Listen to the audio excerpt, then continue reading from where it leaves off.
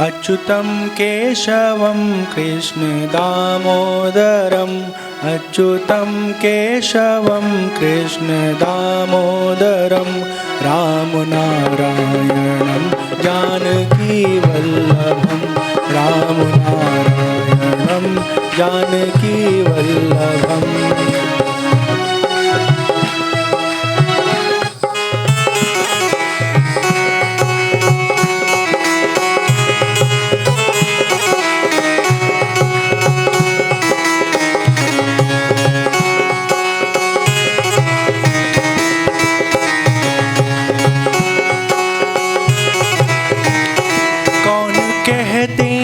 भगवान आते नहीं, कौन कहते हैं भगवान आते नहीं, तुम मीरा के जैसे बुलाते नहीं, हम मीरा के जैसे बुलाते नहीं। अच्युतम केशवम कृष्ण दामोदरम अच्युतं केशवं कृष्ण दामोदरं रामनारायणं जानकी वल्लभम्।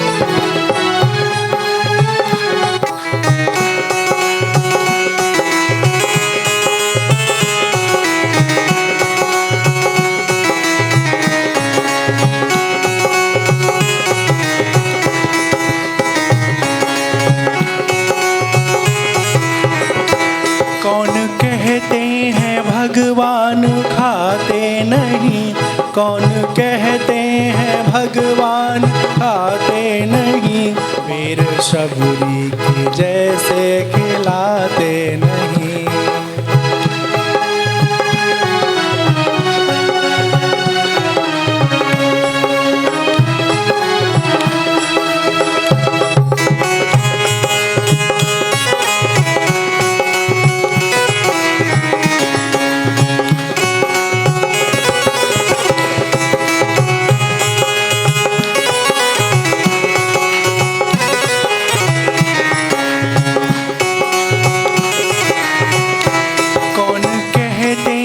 भगवान सोते नहीं, कौन कहते हैं भगवान सोते नहीं, माँ यशोदा की जैसे सुलाते नहीं, माँ यशोदा की जैसे सुलाते नहीं। अच्युतं केशवं कृष्ण दामोदरम् अच्युतं केशवं कृष्ण दामोदरं रामनारायणं जानकीवल्लभं रामनारायणं जानकीवल्लभम्।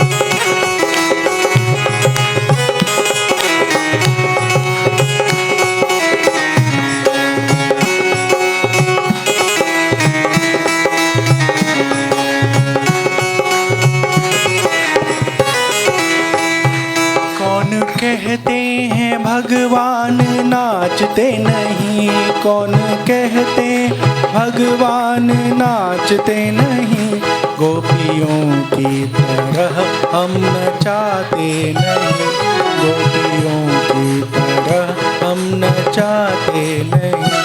अच्युतं केशवं कृष्ण दामोदरम् अच्युतं केशवं कृष्ण दामोदरम् रामनारायणं जानकीवल्लभं रामनारायणं जानकीवल्लभं रामनारायणं जानकीवल्लभं रामनारायणं जानकीवल्लभम्। बोले कृष्ण कन्हैया लाल की जय। एक सूचना है, वो सूचना है कि कल भगवान जी का प्राकट्य दिवस है, सुना है ना आपने? प्राकट्य दिवस इसलिए कहते हैं क्योंकि भगवान का जन्म नहीं होता, वो प्रकट होते हैं सीधे। हाँ, हम सबका जो जन्म है वो योनिज है और भगवान अयोनिज है। वो माँ के उदर में आते तो हैं, लेकिन जैसे हम सबकी जन्म प्रक्रिया है ना, वैसे वो नहीं जन्मे हैं। वो अपनी इच्छा से ही अपने आप माँ के पेट से अदृश्य होकर बाहर प्रकट हो गए, चतुर्भुज रूप ले करके। तो अम्मा कही इतना बड़ा बच्चा हमारे पेट में था, कोई मानेगा ही नहीं, तो हमको इतना बड़ा बच्चा क्या करना है, नहीं चाहिए, छोटा बनना है बनो। फिर छोटे बन जाते हैं, ठीक है। तो वो दिन कल है ना, ठीक है। तो कल हम लोग कृष्ण भगवान जी के प्राकट्य उत्सव का आनंद लेंगे। ढेर सारा भजन कीर्तन गीत, हाँ, सब सुना जाएगा। आप लोगों में भी जो गाना चाहता हो वो अपने आप को तैयार कर लेगा, रात को गाएगा। और कल यहाँ पे थोड़ा बहुत जो सजाने उजाने का काम है वो आप सब मिलके कर लीजिएगा। हम भुलक्कड़ हैं तो भूल जाएंगे, तो हमको भी याद आया तो उनका बता ही देते हैं, ठीक है। एक राजा हैं जिनका नाम है प्राचीन बरही। अब ये नाम क्यों है, इसका मतलब क्या है, ये हमको भी नहीं मालूम है, ठीक है। हाँ। तो एक राजा उनका नाम है, तो हम आपको सुना रहे हैं।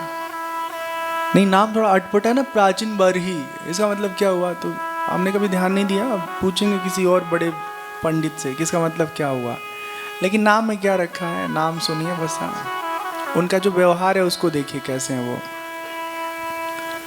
वैसे नाम में बहुत कुछ रखा रहता है, याद रखिए। हाँ, पहले हमारे घरों में हमारा नाम कैसा होता था, शिव शंकर, हाँ, जय राम, हाँ, उमा शंकर, कमल किशोर, हाँ, कमल देव, हाँ, श्याम सुंदर, हाँ, राम मोहन, ऐसे ऐसे नाम होते थे। तो इस वजह से ये नाम रखे जाते थे कि बार बार अपने बच्चे का नाम लेंगे, पार्वती, गौरी, शंकर, शक्ति, लक्ष्मी, तो परमात्मा की स्मृति बनी रहेगी, उनकी शक्ति की स्मृति बनी रहेगी, आराध्य जो देवी हैं। लेकिन अभी तो आदमी नाम यूनिक रखता है ना, भगवान का नाम हो चाहे ना, उसको एकदम यूनिक नाम चाहिए। गूगल करेगा, हमारे बच्चे का नाम ऐसा रखना है कि जिसका नाम बिल्कुल सिंगल पीस हो। हाँ, लोग ऐसे सोचते हैं, वही ऐसा नाम बताए जो किसी का नाम ही ना हो, ऐसा कुछ नहीं है। तो जो राजा प्राचीन बरही हैं वो बहुत बहुत कर्मकांडी हैं। कर्मकांडी जब हम कह रहे हैं तो कर्म में निष्ठ हैं, अच्छा कर्म करते हैं, खूब यज्ञ करते हैं, अनुष्ठान करते हैं। एक दिन की बात है, प्राचीन बरही के व्यवहार को, उनके क्रियाकलाप को देख रहे हैं नारद जी, तो आकर के प्राचीन बरही को समझाते हैं। अब देखिए, पहले के ज़माने में जो यज्ञ वगैरह होता था ना, उसमें कई बार बलि प्रथा का विधान था। सुना है कि नहीं सुना है?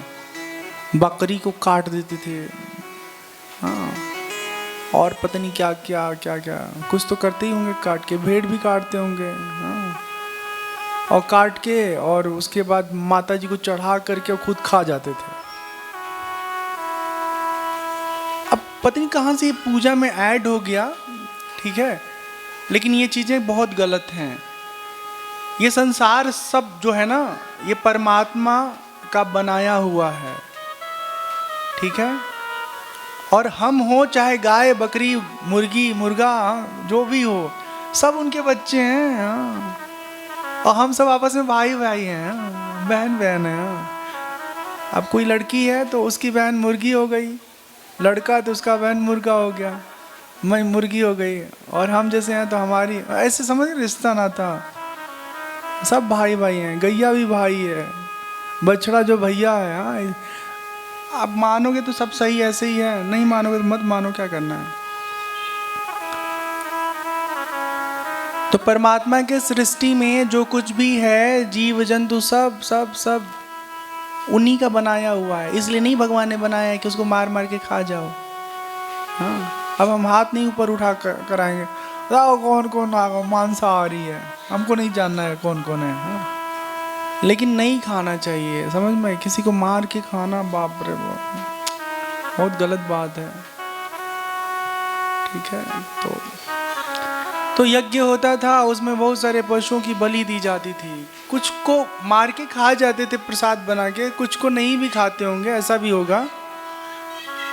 लेकिन अगर किसी पूजा में किसी की जान देकर के देवी देवता को खुश करना पड़े, तो ये खाली हमारे दिमाग का बेवकूफ़ी वाली, हाँ, पूजा है। इस पूजा से परमात्मा खुश नहीं होगा। एक बच्चा एक बच्चे को काट के भगवान को खुश कर रहा है, मतलब अपना पापा अपने पिता को खुश करने के लिए एक भाई दूसरे भाई को मार डाले, ठीक है। पापा खुश होंगे, मम्मी खुश होंगी? नहीं होंगी। तो ऐसा नहीं करना है। प्राचीन बरही राजा है, ये ऐसे ही काम करते थे, खूब अनुष्ठान करते थे, उसमें पशुओं का वध होता था, बलि दी जाती थी। नारद जी को दया आया कि इसका जीवन सुधार दें। जो भक्त लोग होते हैं ना भगवान के, हाँ, भगवान की भक्ति में जो लोग लगे रहते हैं, वो उन लोगों को रास्ता बताते हैं जो लोग उल्टे पुल्टे कामों में अपना जीवन बर्बाद कर रहे हैं। तो नारद जी प्राचीन बरही के पास आते हैं, उनके घर आते हैं और कहते हैं देखो देखो ऊपर देखो, ध्यान से देखो ऊपर, हाँ, जिन जिन को तुम मारे हो ना यज्ञ में, वो सब ऊपर तुम्हारा रास्ता देख रहे हैं। हाँ, यहाँ तो तुमने उनका काम तमाम कर दिया, अब जब ऊपर जाओगे ना, सब मिल करके बहुमत से तुमको मारेंगे सब। अब जैसे 5 बंदरों को आपने मान लीजिए मारा है, ठीक है ना, डंडे से, और कहीं अकेले आप मिल गए, तो सब कहेंगे पकड़ो भाई इनको। इधर बंदर का बड़ा आतंक है। हमारे मंदिर में जहाँ हम रहते हैं, वहाँ पूजा करने तो लोग आ जाती हैं, जैसे बंदर भैया आते हैं ऐसे चिल्लाना शुरू, बचाओ। तो नारद जी कहते हैं तुमने यज्ञ में निर्दयता पूर्वक जिन हजारों पशुओं की बलि दी है ना, वो सब आकाश में तुम्हारा राह देख रहे हैं, जब ऊपर जाओगे तो तुमसे बदला लेंगे। जब तुम मर कर परलोक जाओगे, तब अत्यंत क्रोधित होकर के वो सब के सब अपने सींगों से तुम्हारा शरीर छेद छेद के मारेंगे। अच्छा, आपने कभी सोचा होगा पशुओं को सींग क्यों है? सोचा कभी क्यों है सींग? दिखाने के लिए, मेकअप है वो, फुलझड़ी? ऐसा नहीं है। इसलिए सींग भगवान लगा दिए हैं कि अगर कोई ज्यादा दुष्टता करेगा तो सींग से लगा के उठा के फेंक देगा। हाँ, उसके पास बेचारा क्या है, 2 हाथ 2 पैर, 4 इंगेज हैं चलने में, हाँ, तो बाकी फालतू से सिर बड़ा है, हाँ, तो वही से ठोकता है बेचारा। हाँ। बकरे को बहुत हल्के, बकरी को लोग बहुत हल्के में लेते हैं ना, बकरी को, लेकिन बकरे को नहीं लेते। कई बार वो पीट देता है अपने मालिक को।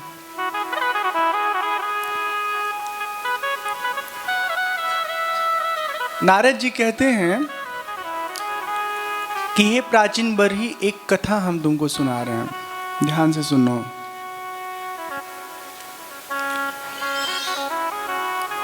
एक राजा है जिनका नाम है पुरंजन, नाम है पुरंजन, ठीक है। आसीत् पुरंजनो नाम राजा राजन् बृहच्छ्रवाः तस्या विज्ञानमासीत् सखा विज्ञात चेष्टितः। पूर्व काल में पुरंजन नामक एक बड़ा यशस्वी राजा था।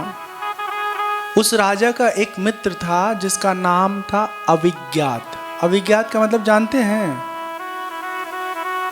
जो मालूम ही नहीं है उसको कहते हैं अविज्ञात। जो ज्ञात नहीं है वो है अविज्ञात। मित्र तो है, लेकिन कौन है मित्र ये नहीं मालूम है, ऐसे इसका मतलब समझिए, ठीक है। मतलब आपके जिंदगी में कोई हेल्प तो कर रहा है, लेकिन कौन हेल्प कर रहा है नहीं मालूम, तो अविज्ञात हेल्पर जैसे बोलते हैं, ऐसे अविज्ञात मित्र।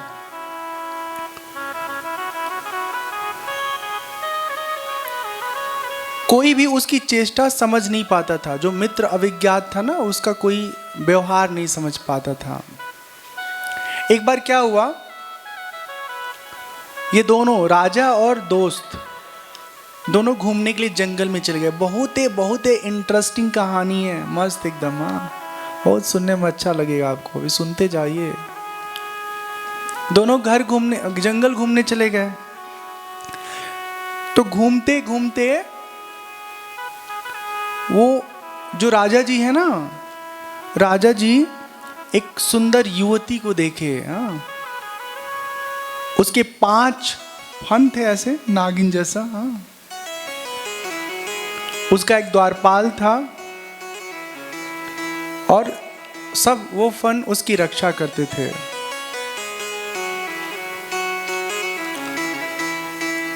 तो जब वहां पहुंचे तो उससे बोले कि हे कमल दल लोचने, बताओ तुम कौन हो, किसकी कन्या हो साध्वी, इस भयंकर जंगल में आप क्या कर रही हैं, क्या हम आपकी कोई मदद कर सकते हैं। हाँ, तो वो बातचीत उनसे करना चाहते थे। तो ऐसे ऐसे बोल रहे थे, पूछ रहे तुम क्या चाहती हो, इस पुरी के समीप क्या तुम्हारा घर है। जब राजा पुरंजन इस तरह से उससे बातचीत करने लगे तो फिर वो बातचीत में रुचि लेने लगी और फिर बात शुरू हो गया।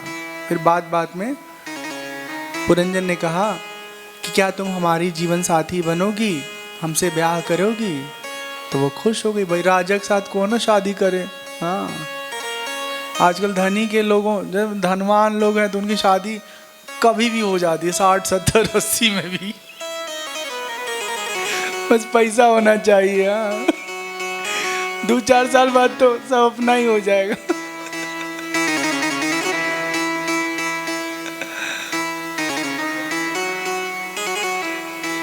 ठीक है, तो दोनों की शादी हो गई। दोनों एक दूसरे के साथ रहने लगे और अपने मित्र को भूल गए। घूमने गए थे तो एक दोस्त भी था ना, उसको भूल गए। और दोस्त भी बड़ा अच्छा था, बोला मौज करो, हम देख रहे हैं तुम्हारा, अभी तुम्हारे जीवन का जो तमाशा है ना वो धीरे धीरे शुरू होगा, बस अभी तो शुरुआत है ये।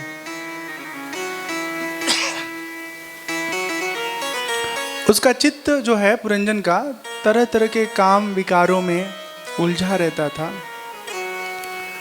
और वो इतना सेवा भाव रखता था अपने दुल्हन पुरंजनी के लिए, मतलब अपनी पत्नी के लिए इतना फिक्रमंद रहता था ना कि पत्नी जो कहती थी पतिदेव वही करते थे। हाँ, वो कहती थी उठो, उठ जाते थे। वो कहती बैठो, बैठ जाते थे। वो कहती थोड़ा हंस के दिखाओ, हंसने लगते थे। ठीक है, क्या खा रहे हो, बंद करो खाना। ठीक है, बंद कर दिया। जैसा जैसा पत्नी कहती थी ना वैसा वैसा पति करते थे। इतना अच्छा पति कहाँ किसको मिलता है। हाँ, अब आप लोग अपने गांव में देखना कौन है ऐसा पति नंबर 1। ठीक है, फिर हमको बताना, हम लोग उनको सम्मानित करेंगे इधर।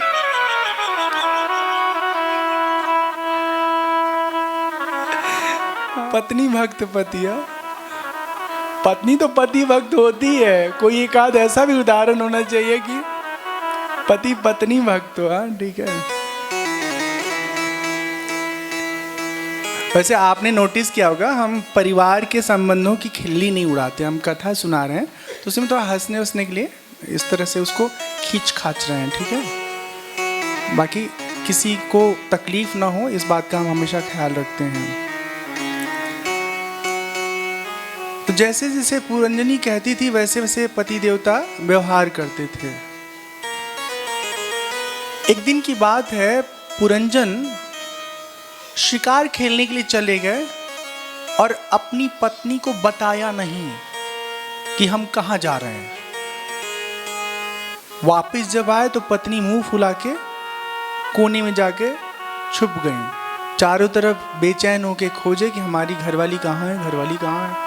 सब लोगों ने बताया कि देखिए वो महल में कहीं किनारे छुपी होंगी, नाराज है लग रहा है आपसे। तो जाते हैं उनके पास। घर जो होता है ना, घर में जो बेडरूम होता है उसको अंतःपुर कहते हैं। हाँ, तो पूछते हैं तमाम अपने महल के उन सेविकाओं से कि क्या तुमने हमारी स्वामिनी को देखा है? स्त्रियों ने कहा कि मालूम नहीं आज आपकी प्रिया क्या ठानी है, बहुत नाराज लग रही हैं, बिना बिछौना बिछाए ही ऐसे पृथ्वी पर लेटी पड़ी हैं, जाके मनाइए। हाँ, पुरंजन जाते हैं, कहते सुंदरी वे सेवक तो निश्चय ही बड़े अभागे हैं, वे सेवक तो निश्चय ही बड़े अभागे हैं जिनके अपराध करने पर स्वामी उन्हें अपना समझ के शिक्षा के लिए उचित दंड न दे। मतलब समझ में आई बात? वो सेवक बहुत अभागे हैं जिनका स्वामी उनके गलतियों पर उनको कूटे पीटे नहीं। हाँ, तो हम तुम्हारे सेवक हैं, तुम हमारे स्वामी हो, तो अगर हमसे गलती हुई तो हमको मारो पीटो कूटो, लेकिन हमसे नाराज मत रहो।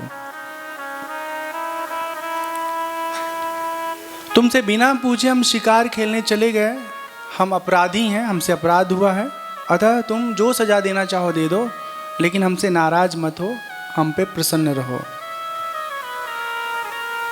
जब ऐसी बात सुनती हैं पुरंजनी तो प्रसन्न हो जाती हैं और सारा गुस्सा फेंक करके फिर से अच्छे से उनके साथ प्रेम भाव से रहने लगती हैं। यहाँ पे बताया गया है कि पुरंजनी और पुरंजन के जरिए उनको 1100 पुत्र और 110 कन्याएं हुई। ठीक है, तो इतना लंबा परिवार हाँ, ऐसा बना उनका अच्छा सा। गृहासक्त देह गेह आदि में इस तरफ फंसे रहे पुरंजन पुरंजनी कि एक दिन पुरंजनी की कहानी पूरी हो गई, मतलब मर गई पुरंजनी। अब छाती पीट पीट के चिल्ला चिल्ला के रोने, अरे हम तुम्हारे बिना कैसे रहेंगे, कौन हमको खाना खिलाएगा,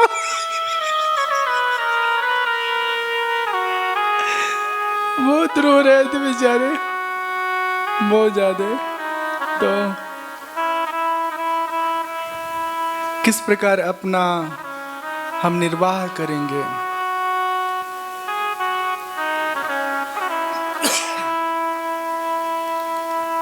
ऐसे उसकी याद में ऐसे ऐसे वो खोए रहते थे ना कि एक समय के बाद पुरंजन का, राजा साहब का शरीर छूटा। ध्यान से सुनिएगा, मतलब मरे तो अगले जन्म में मरते मरते ना मेहरारू को याद की, अपने पत्नी को, तो अगले जन्म में स्त्री का जन्म मिल गया। समझ में आई बात? मरने के समय से पहले जिस चीज को सबसे अधिक हम याद करते हैं, अगला जन्म वैसा ही हमारा हो जाता है। बूझे आप लोग? तो अब किसको याद करना है आखिरी क्षण में, आप लोग देख लीजिए। अगर पत्नी लोग अपने पति को याद करेंगी तो पति बन के आएंगी अगले जन्म में। हाँ, और पति अगर कहीं पत्नी को याद करते करते मरे ना तो फिर पत्नी बन के आएंगे। और अगर दोनों भगवान को याद करते करते मरे तो फिर भक्ति में सदा सदा के लिए वो हाँ अपने जीवन को पूर्ण कर लेंगे, भगवत धाम को प्राप्त कर लेंगे।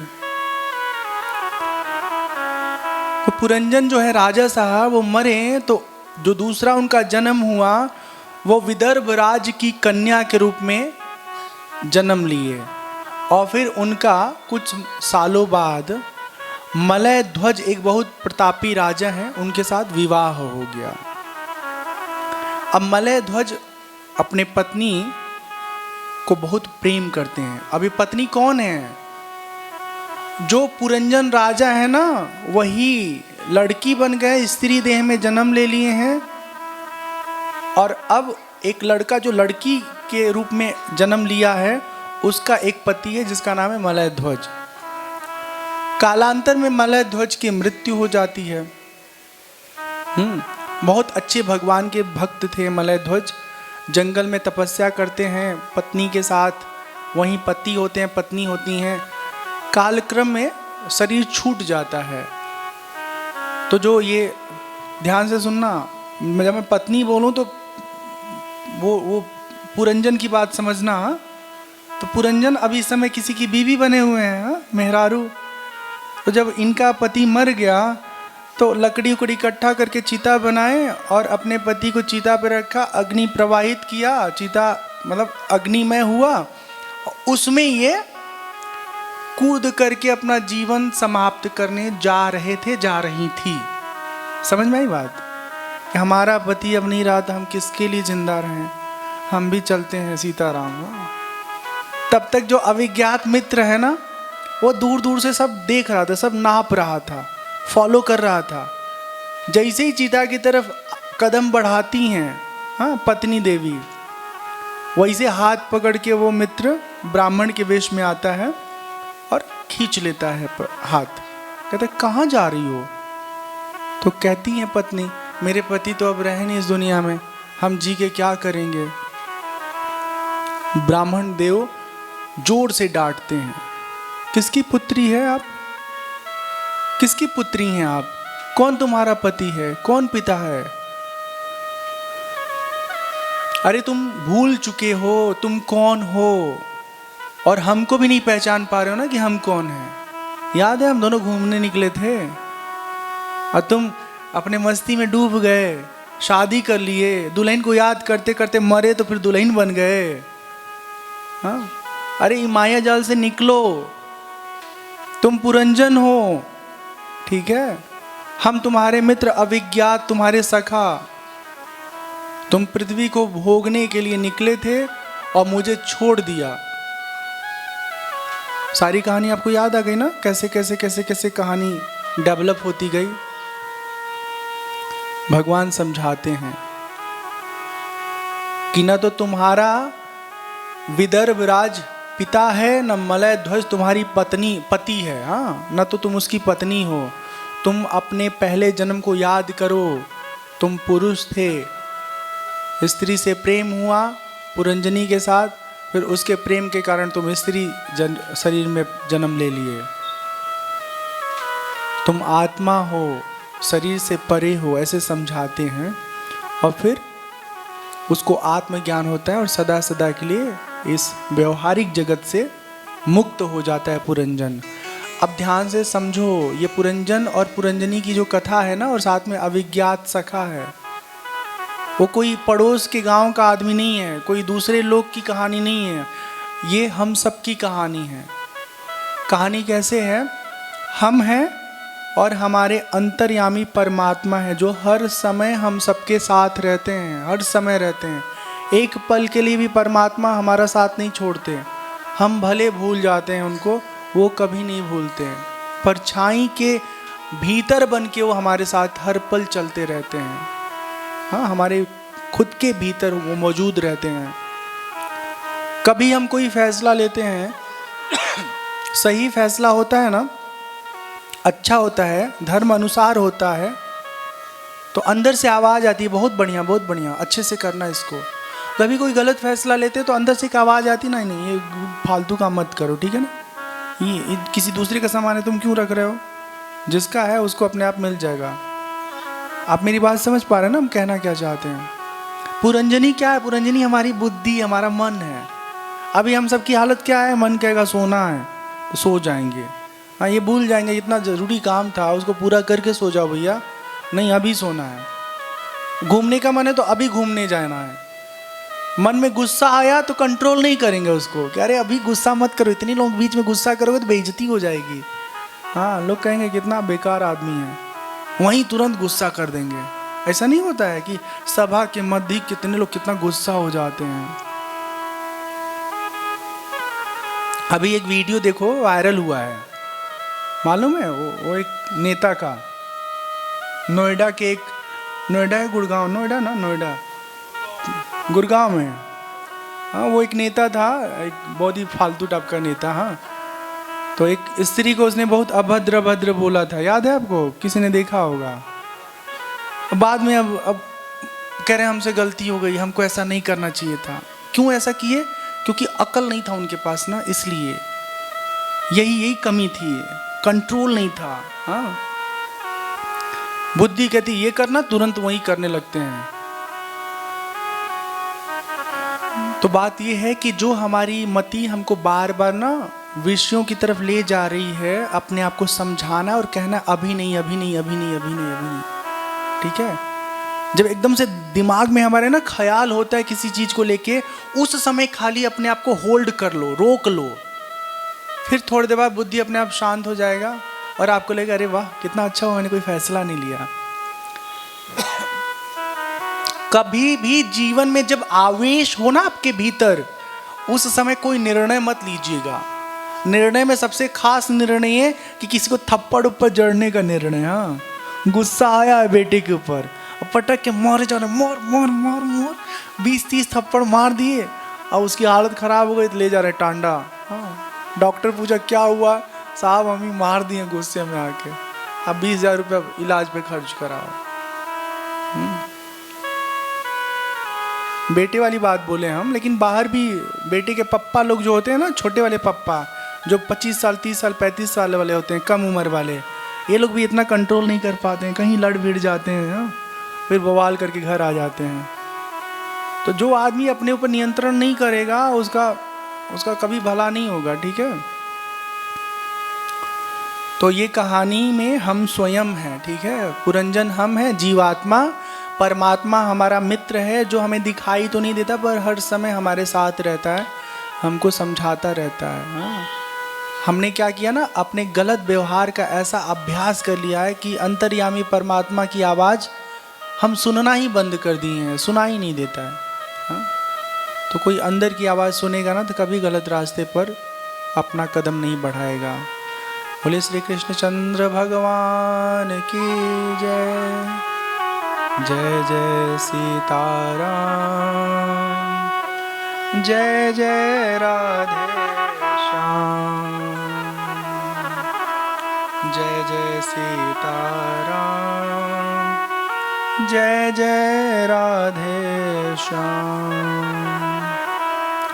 आगे एक बहुत अच्छा कथा आता है पंचम स्कंध में, ये चतुर्थ स्कंध में हम लोग कथा सुन रहे थे। पंचम स्कंध में एक बहुत सुंदर, ये सारी कथाएं, ठीक है, सूत जी सौनक ऋषि को सुना रहे हैं, सौनकादि ऋषि को, शुकदेव जी राजा परीक्षित जी को सुना रहे हैं।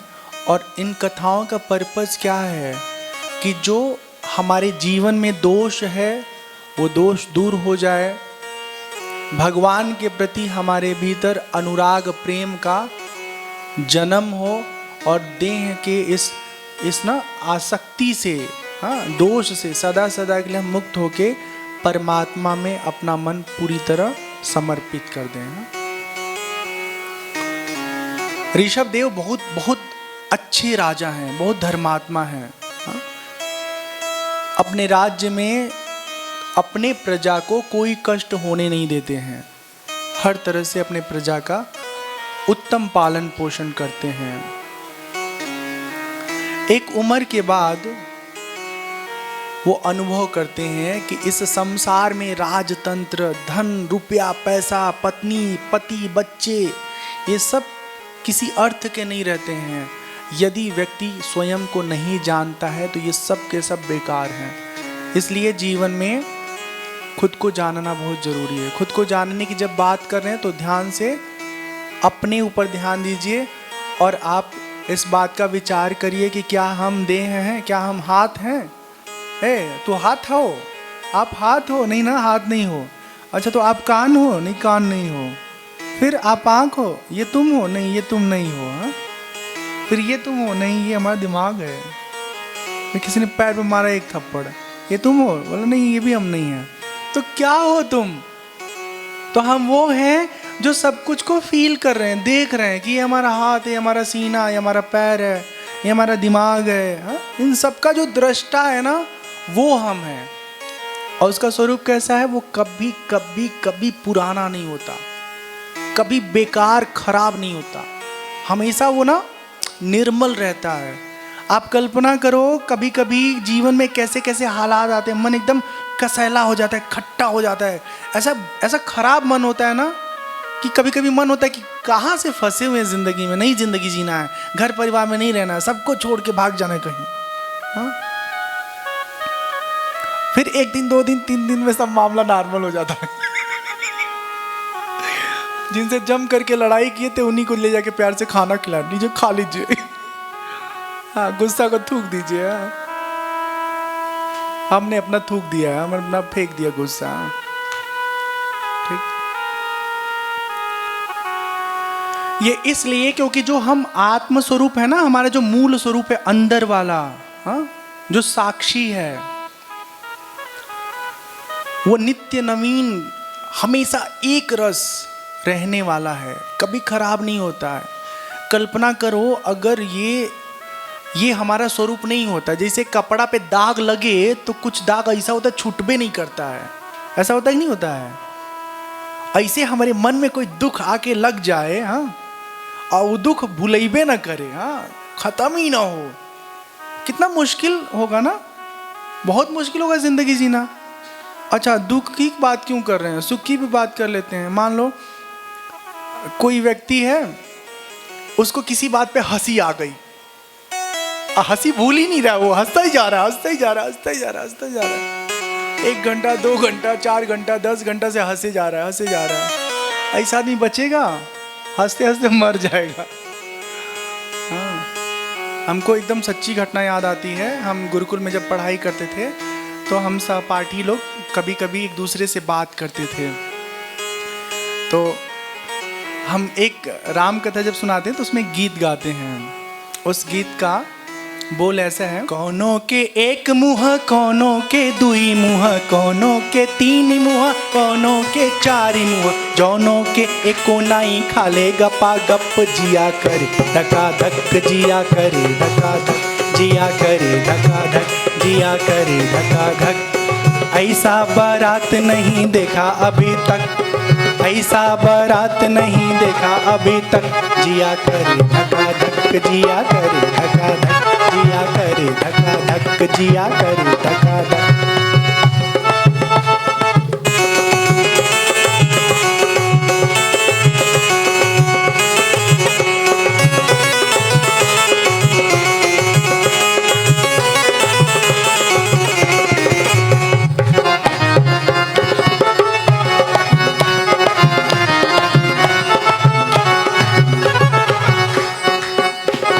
कौनों के एक आँख, कौनों के दुई आँख,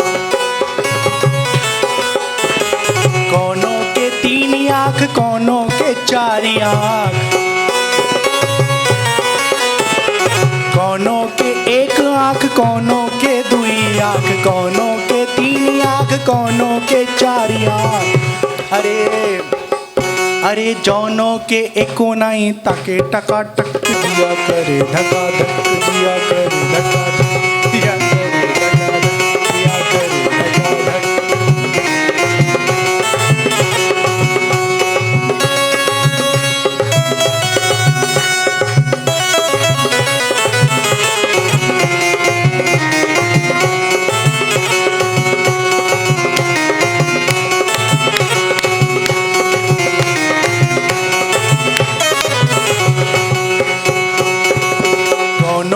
एक पाव, कौनों के दुई पाव, कौनों के एक पाव, कौनों के दुई पाव, कौनों के 3 पाव, कौनों के 4 पाव,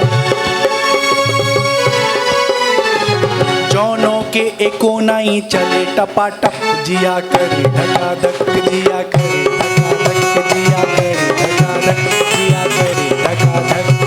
ऐसा बारात नहीं देखा अभी तक, ऐसा बारात नहीं देखा अभी तक, जिया करे धका धक, जिया करे धका धक, जिया करे धका धक, जिया करे धका धक, धक धक धक धक धक धक धक।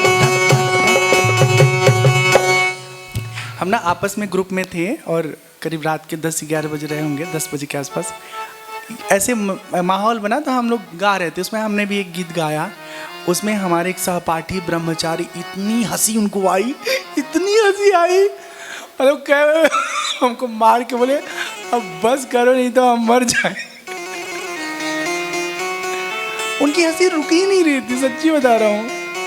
तो बहुत ज़्यादा हंसना भी जानलेवा हो सकता है। हाँ, इसलिए जब कभी हंसने वाला माहौल हो और कोई बहुत ही ज़्यादा हंसे तो उसके प्राण रक्षा के लिए आप माहौल को चेंज करिए, उसी को 2 थप्पड़ मारिए जोर से, हंसना बंद करो।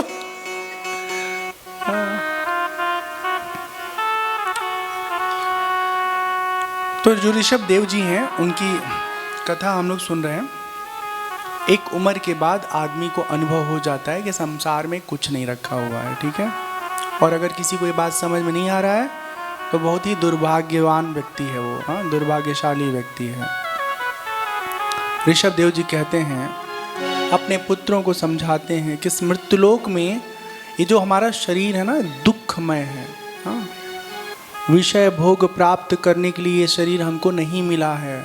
विषय भोग मतलब खूब खाए जा रहे हैं, मजे लिए जा रहे हैं, हाँ, खूब देखे जा रहे हैं, खूब गाना सुन रहे हैं, इन सब चीज़ के लिए शरीर नहीं मिला है। ये सब काम तो पशु भी करते हैं ना, पशु नहीं करते क्या? कौन उनको खाना खिलाता है? जंगल में इतने प्रकार के जीव जंतु, चिड़िया रहती है, अपनी व्यवस्था कर लेते हैं। उनका भी लड़का बड़का होता है, उनका भी परिवार होता है। बंदरों का देखो, कोई पालन पोषण नहीं करता, पर इनकी भी फौज खत्म नहीं होती, पूरी बढ़ती जाती है। बंदरों से कोई नुकसान नहीं है, कोई नाराजगी नहीं है, लेकिन काश कोई ऐसा मंत्र होता ना। बड़े बड़े बाबा जी लोग आजकल टीवी पे प्रवचन करते हैं, हाँ, दिव्यता को दिखाते हैं, सबके अंतर के मन को ना, मतलब सबके भीतर के मन को लोग जान लेते हैं, पता नहीं कैसे। एक तो ऐसा मंत्र आप लोग निकाल के दे देते बंदरों को, हाँ, ताकि इनका जो ना ये आक्रामक रवैया समाप्त हो जाता। वो नहीं करेंगे लोग खाली दूसरे का भविष्य बताएगा लोग। नहीं, मैं उन लोगों की बात कर रहा हूँ ना, जो आप देखना टीवी पे दूसरे के भाग्य को बताने का दावा करते हैं, खुद का भाग्य नहीं मालूम है, हाँ, लेकिन दूसरे का भाग्य बताने का ठेकेदारी कर रहे हैं। आपको लगता है किसी के जीवन का भाग्य कोई जान सकता है? अरे नहीं जान सकता। ज्योतिष में ये बात है कि वो आपके ना जीवन के स्थिति को वो बता देता है। अच्छे ढंग से कोई ज्योतिष का जानकार है तो वो आपके पूर्व कर्म का जो प्रतिफल है, जो आपके जीवन पर प्रभाव है, उसका गणना करके बता देता है। लेकिन अच्छा मान लो ना, जैसे मान लो यहाँ पे बैठे हुए हो, ठीक है। अब हमने कहा वो जो पीली साड़ी पहनी है ना, कोई नहीं पहना है, अच्छा उधर पहनी है, उनका नाम ये है, उनके लड़के का नाम ये है, उनके पति का नाम ये है, उनके बहू का नाम ये है, ठीक है। जीवन में बड़ा दुख है उनके, हाँ, और सबके लिए बड़ा अच्छा करती हैं, लेकिन उनको कोई समझता ही नहीं है। ये सही बात है ना? बोले हाँ सही बात है। ये सब बताने के बाद क्या मिला उनको? कुछ मिला क्या? कुछ मिला? वही बताए जो उनको मालूम है पहले से। अगर कुछ अलग करना चाहते हो तो ऐसा करो कि सचमुच कोई ऐसा मंत्र मारो और कहो अम्मा सब दुख दूर हो गया, खत्म, अब मौज करो, अब बुढ़ापा खत्म, जवान हो गई, हाँ, ऐसे फुदक फुदक अपना सारा काम कर लो। ऐसा तो कोई कर नहीं पाता है। कितने दुनिया में अत्यंत दुखी, तकलीफ में जूझने वाले लोग जीवन जी रहे हैं, उनका कोई भला नहीं करेगा। और जो अपने पैरों के ऊपर चल के जाके बाबा जी के सामने बैठ जा रहा है, बाबा जी पता नहीं क्या क्या पर्ची पे लिख करके उनको बता रहे हैं। लोग भी गजब का है लोग। चलो इन सब बातों पे क्या बात करना ना, अजीब लगता है। देखो संसार का एक स्वभाव है, संसार में जो कोई आया है उसको दुख होगा, उसको सुख होगा, किसी को ज़्यादा होगा, किसी को कम होगा। ये सब अपने कर्मफल हैं। नाना प्रकार के जो जन्म हमारे हैं उसी का ये कर्मफल है, उसको भोगना पड़ेगा। उसको भोगे बिना कोई बच नहीं सकता है। अब बताओ, अगर कोई ऐसा बाबा हो जो दूसरे का भविष्य जानता हो, जो दूसरे के जीवन की घटनाएं जानता हो, अगर सचमुच में इतना दमदार वो व्यक्ति है, तो ऐसे व्यक्ति को तो सारे ये पार्टी वाले जो है ना, ये क्या करें ना, इनको किराए पर खरीद लें, ले लें कि बाबा इधर आ जाओ, जो भी पैसा गाड़ी चाहिए सब हम आपको दे देंगे। और बताओ ये आपकी चुनाव जो होने वाला है वो कितना इजी होगा सर्वे करना, कि जो कैंडिडेट जीतने वाला उसका नाम बता दो बाबा जी, उसी को टिकट देते हैं। सब यही करेंगे लोग।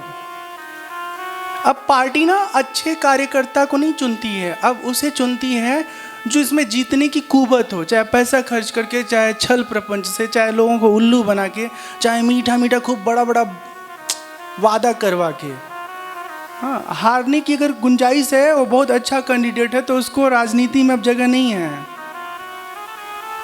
तो फिर बाबा जी को सारे पार्टी वाले अपने पास बुला लें, कहे स्पेशल कोटे में आप इधर रहिए, मौज करिए और बताइए कि इस बार विधानसभा चुनाव होने वाला है 2023 में ना, यहाँ हिमाचल में, तो सर्वे करा ले बाबा जी से कि कौन कौन जीतने वाला है, उसी को ले जाके टिकट पकड़ा दे, जीत जाए, सरकार बन जाए। हाँ, फालतू टाइप का ये सब नौटंकी होता रहता है समाज में। और पता है हजारों लोग, 10-10 हजार लोग, 50-50 हजार लोग वहां जाके ना अपना भविष्य चाहते हैं कि अच्छा हो जाए। कैसे अच्छा होगा? जो कर्म किया उसका क्या होगा? वो छूटेगा थोड़े ना। इन सब बातों बोलते समय हम खुद ही नहीं बोलना चाहते हैं, लेकिन क्या करा जाए। देखिए, सनातन धर्म को अच्छे से समझिए। सनातन धर्म ना चमत्कार को नहीं मानता। सनातन धर्म में भगवान की भक्ति, ईश्वर प्राप्ति, मुक्ति ये महत्वपूर्ण है। हाँ, चमत्कार करने से एक से बड़े बड़े बाबा लोग ना, आप देखिएगा सब बेनकाब हो चुके हैं, सब के सब। किसी का नाम हम अभी नहीं लेंगे इसलिए क्योंकि वो ना आस्था पे चोट पहुंच जाती है। एक बहुत बड़े बाबा थे जो बहुत उनका अपना जलवा था, ठीक है ना, और स्टिंग ऑपरेशन में वो सब दिख गया कि इधर से छुपा के इधर से दे देते थे, इधर से कुछ इधर दे देते थे, वो सब जादूगर जैसा था। हाँ, और जादू भी नहीं ठीक था वो। हाँ। अब जादूगर तो आपने देखा होगा ना, जादू कोई तो देखा होगा थोड़ा बहुत। हाँ, आपने कभी जादू देखा आप लोगों ने? थोड़ा बहुत किसी ने देखा होगा थोड़ा बहुत। हाँ, कैसे वो लोग कर लेते हैं? तो हम तो सोचते हैं अगर जादूगर कहीं गलती से या चालाकी से कपड़ा ऐसा पहन ले, हाँ, और इधर आके कथा सुनाए, ऐसे उल्टा पुल्टा कुछ भी थोड़ा बहुत, तो आओ गांव के सब लोग जो है ना नतमस्तक हो जाओगे। अरे जो जादूगर कर रहा है वही आप भी कर रहे हो, तो उसमें फर्क क्या है? जरूरी ये है कि अगर आप भक्ति के मार्ग पे हो ना, तो संसार के प्रपंच से निकलो और लोगों को निकालो, उलझो और उलझाओ मत, ये बात है। तो ये बात हम इसलिए समझाएं कि ऋषभ देव जी कहते हैं कि इस संसार में ना उलझने की जरूरत नहीं है। संसार को और पाकर के भी क्या हासिल कर लोगे? संसार ही होगा हासिल, और कुछ नहीं होगा। जब तक जीव अपने आत्म तत्व को नहीं जानता, अनुभव नहीं करता, तब तक उसका जीवन सार्थक नहीं होता है। शुकदेव जी परीक्षित जी को कथा सुनाते हुए कहते हैं कि ऋषभ देव जी के अपने जीवन में 100 पुत्र हुए, उनमें भरत सबसे बड़े थे। जब उनका वृद्धा समय आया, वृद्धा काल का समय आया, तो अपने भरत पुत्र को, अपने पुत्र भरत जी को राज्य सौंप दिए और स्वयं जंगल में चले गए। अब बहुत ध्यान से सुनना, बहुत अच्छी बात बता रहे हैं। जो ऋषभ देव जी हैं वो अवधूत कोटि के संत हैं, हाँ, साधक हैं। एक राजा, बहुत बहुत संपन्न जीवन जीने वाला व्यक्ति घर छोड़ता है, और घर छोड़ने के बाद पता है कैसे रहता है? न शरीर पे कोई वस्त्र है, न खाने का कोई प्रबंध है। जंगल में जा कर के भगवान का भजन करते हैं। आसपास में रहने वाले लोग जो ला के दे देते हैं उसमें वो संतुष्ट रहते हैं, खुश रहते हैं। बहुत सारे लोग ऐसे भी करते हैं, देखो राजा जी ढोंग कर रहे हैं भक्ति के नाम पे। कई बार लोग नहीं समझते तो लोग ऐसे उल्टा पुल्टा आपके ऊपर टिप्पणी कर देते हैं। किसी को देखिए ना तो कभी कभी टिप्पणी मत करिए, सर्टिफिकेट मत बांटिए। हम अगर अपने बारे में सोचे ना कि हम में क्या कमियां हैं तो हमारा भला हो जाए, उन कमियों को दूर करने की हम कोशिश करें, तो दूसरे का अच्छा बुरा कुछ भी सर्टिफिकेट अगर हम दे रहे हैं तो उससे हमें कुछ फ़ायदा नहीं होता है। हम लोग ऐसे ही ना कह देते हैं कि आजकल सब के सब ढोंगी हैं, सब के सब ऐसे गलत लोग हैं। ऐसा नहीं है, बहुत अच्छे लोग हैं। कोई गलती कर रहा है तो उसकी वजह से सबको गलत कहना ये गलत बात होगी, ठीक ना। और बाकी जो गलती करेगा उसका फल उसको मिलेगा। हम तो बहुत ईमानदारी से कहते हैं कि अगर गलती करता है कोई तो बच नहीं सकता। अजगर को देखा है? अजगर, अजगर करे न चाकरी, पंछी करे न काम, दास मलूका कह गए सबके दाता राम। कुछ बड़े बड़े ज्ञानी लोग होते हैं, कहते हैं काहे फिक्र करते हो, सब भगवान पूरा करेंगे। ये बात सही है, भगवान सब पूरा करेंगे, लेकिन भगवान ने जो अच्छा हाथ दिया आपको, अच्छा पैर दिया, अच्छी बुद्धि दी है, तो उस बुद्धि का इस्तेमाल करके कुछ नौकरी वोकरी, कुछ पैसे कमाने का उपक्रम, मजदूरी, मेहनत करना होगा, तभी जीवन कटेगा।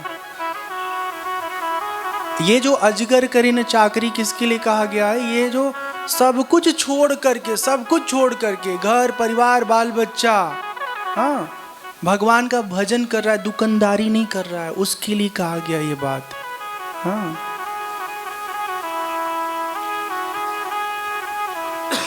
तो इस तरह से जो ऋषभ देव हैं अपना जीवन जीते हैं, बहुत बहुत उत्तम कोटि का साधन भजन करते हैं, तपस्या करते हैं। कर्नाटक देश में भजन करते करते वो पहुंच जाते हैं, टहलते टहलते। और सोचो वो कैसे, उनको लोग परेशान करते हैं ना, तो कुछ बोलते नहीं है, अपने ही मुख में एक टुकड़ा ला लेते हैं, टुकड़ा रख लेते हैं, ताकि मुंह खुलना ही नहीं है, ऐसे ही मुंह बंद रहे। उन्मत्त दिगंबर रूप में रहते हैं। कुटकाचल नाम का एक वन है, घूमते घूमते जब उस वन में पहुंचते हैं तो उसी समय वहाँ पे ढेर सारे बांस के पौधे हैं, सूखे बांस के पौधे आपस में वो रगड़ करते हैं और अग्नि उसमें प्रकट हो जाती है, और जंगल में बहुत बहुत विकराल अग्नि की लपटें उठने लगती हैं, और पूरा जंगल जब जलने लगता है तो उसी जंगल के बीच में ऋषभ देव जी का शरीर जो है वो भस्म हो जाता है जलकर। बोले श्री कृष्णचंद्र भगवान की जय। अब देखो कई बार ऐसा होता है ना कि हम किसी संत को, किसी भक्त को, या किसी गृहस्थ भक्त को, ठीक है ना, भक्ति में लगा हुआ देखते हैं, और साथ ही साथ ये भी देखते हैं कि अरे इनके जीवन में कितना दुख है, भक्ति तो कर रहे हैं लेकिन कितना कष्ट से ये जीवन जी रहे हैं। औरों की बात छोड़ो, अपनी ही जिंदगी में कभी कभी ऐसा अनुभव होता है कि हे भगवान, हम रोज जल चढ़ाते हैं, ईमानदारी से जीवन जीते हैं, फिर भी हमारे जीवन में दुख दूर नहीं हो रहा है, ऐसे दुख पड़ा हुआ है।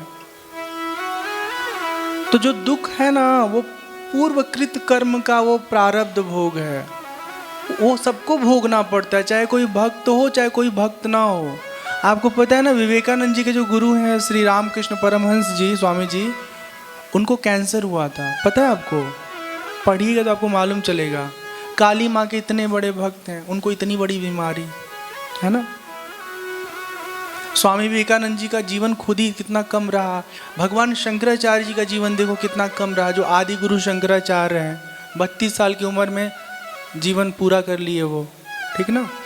तो ये दुख, जीवन काल, सब जो है ना, वो तय है किसका कितना होगा। हमारे लिए बस इतना ज़रूरी है कि हम जो कुछ भी परिस्थिति है उसको अप्रतिकार पूर्वक, बिना किसी नौटंकी के स्वीकार करें और जीते रहें, अच्छे व्यवहार के जरिए।